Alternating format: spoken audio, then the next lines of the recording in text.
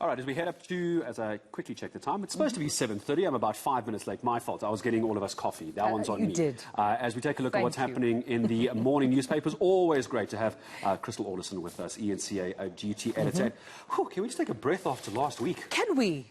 Maybe a Crystal, breath and some silent meditation. a breath and a tequila, or is it a bit too early in the morning?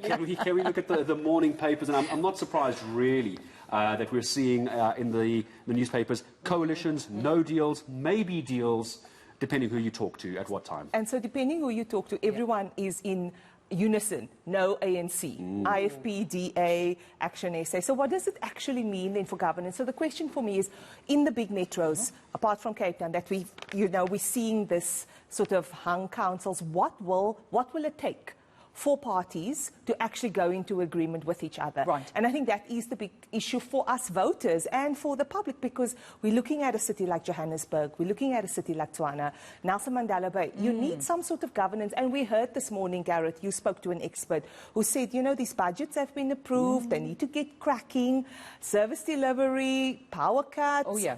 We've talked about it.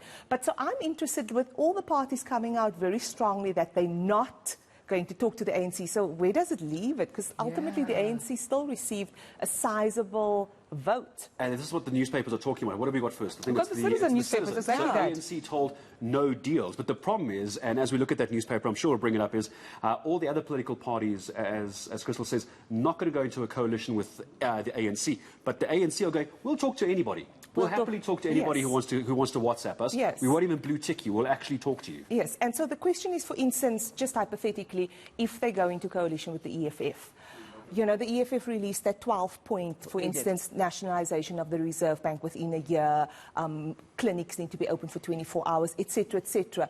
How will the ruling party negotiate that deal? Because to go into a sort of the nationalisation of the Reserve Bank, that's easier said than done. So I think that's going to be a big issue to me in terms of how, if they're going to coalition with X party, what will it take? I think it's interesting. Everybody, we've heard from analysts, the ANC and the DA should ideally talk to one another, which seems won't be happening according to the Citizen article. I don't think it will be happening. The problem, I suppose, is also going to come into when we get deep, when we dig down into the sort of the minutiae of the coalitions. Let's say between when the DA and the ANC might have a discussion, you might end up with the Democratic Alliance getting into bed with some other smaller parties that might not want to work with the ANC.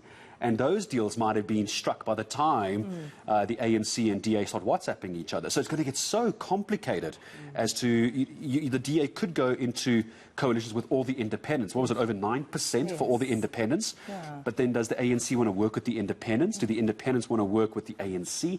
And this is why these hung municipalities become ineffective and inefficient in 3-4 years' time. Absolutely. And then the issue is, who do you elect as mayor? I mean, it's clear that Herman Mashaba wants to be the next mayor of Johannesburg, but will the DA or any other party that he goes into coalition, will they allow that? So it's also the power of these smaller parties and what can they extract, and are they really committed to service delivery? Because ultimately, people voted for them to bring about change. Will they bring about change, or are they just interested in positions when they negotiate? No, absolutely. Let's move to the witness now. Call to halt mayoral candidates interviews as ANC infighting continues. It seems it's still continuing, so the infighting. Do we blame parties for not wanting to go into coalition with the ANC when this is happening? And this is happening in Pietermaritzburg, one of the biggest regions in KZN. We saw the IFP in particular coming out very strongly. We are not going to negotiate with the ANC within this province. And I think this is a case in point where, ANC members are saying, it was manipulated, we don't know who these people are, etc., etc., a story that we've heard before. So it's quite tiring to still read it, but it's a reality that's going to impact yet again. And it's like the ANC scoring an own goal ahead of negotiations. So unfortunate. So unfortunate. It is, all the voting taking place, and now we've got to wait to see what we actually voted for. You may have voted for Party X, but that party might be getting into bed with Party B. And it's not who you wanted to vote for. That's why there's a lot of questions asked about this multi-party democracy. Have we got too many political parties, or are we fragmenting the electorate and the political parties? Interesting debate. We'll have that, I'm sure, one day as well. Crystal Orderson, eNCA duty editor, unpacking the newspapers for us.